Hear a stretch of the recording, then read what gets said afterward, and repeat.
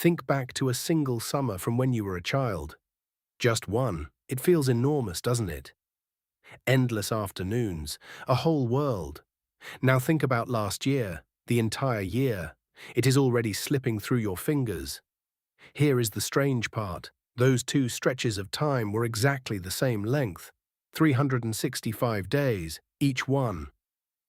So why does one feel like an ocean and the other like a weekend that got away from you? This is not a small thing. If you are 30 and time keeps accelerating the way it has been, then the second half of your life will feel dramatically shorter than the first, even if you live to 100.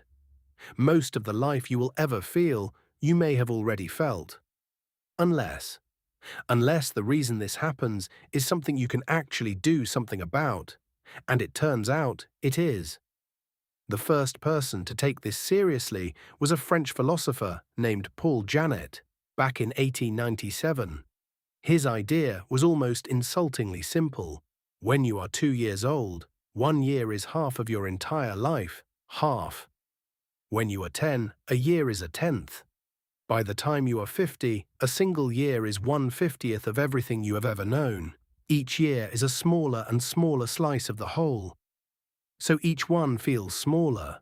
Proportionally, your 10th summer really was a bigger piece of you than your 40th will ever be. It is elegant, and for 100 years it was the answer.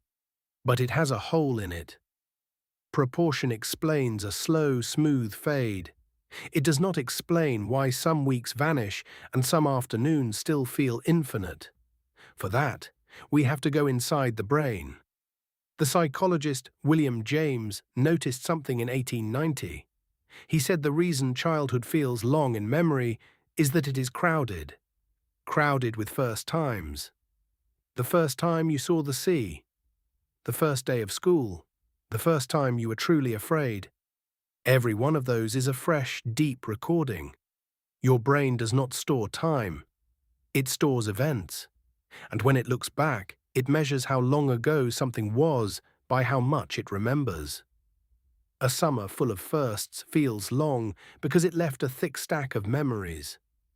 A year of the same commute, the same desk, the same Tuesday, barely gets saved at all. There is a clean way to test this. The writer Claudia Hammond calls it the holiday paradox. A week somewhere new feels long while you are living it because every moment is novel, but look back on it a month later and it feels short, because oddly it left fewer routine markers. Novelty stretches time in the moment and, strangely, compresses the dull stretches in memory. The neuroscientist David Eagleman pushed this further. In frightening moments, a car crash, a fall, people swear time slowed down. Eagleman showed it did not. Their brains, flooded, simply recorded far more detail than usual.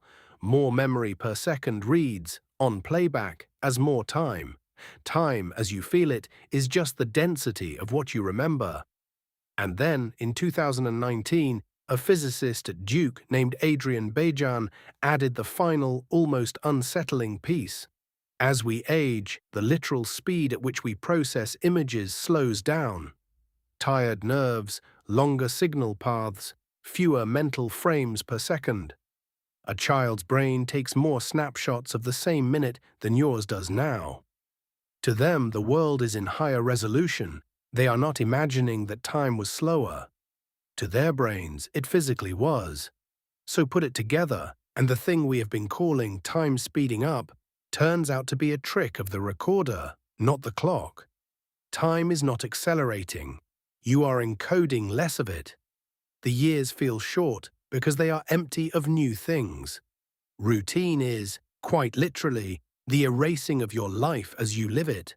The calendar is full. The memory is blank. Which means the whole question has been backwards. We have been asking why time goes faster.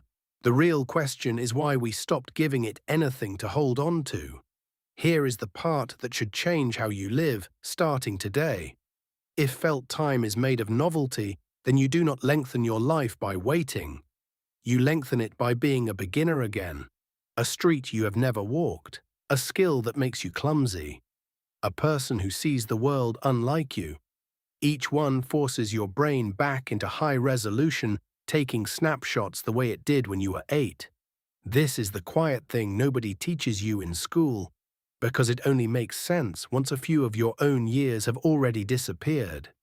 The people who say their lives feel full are not the ones who did the most.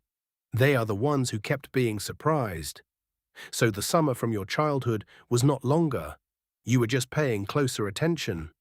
The good news is that attention is a choice, and you can start making time again, right now, the moment you go and find something you do not yet understand. Which conveniently is the entire reason this channel exists.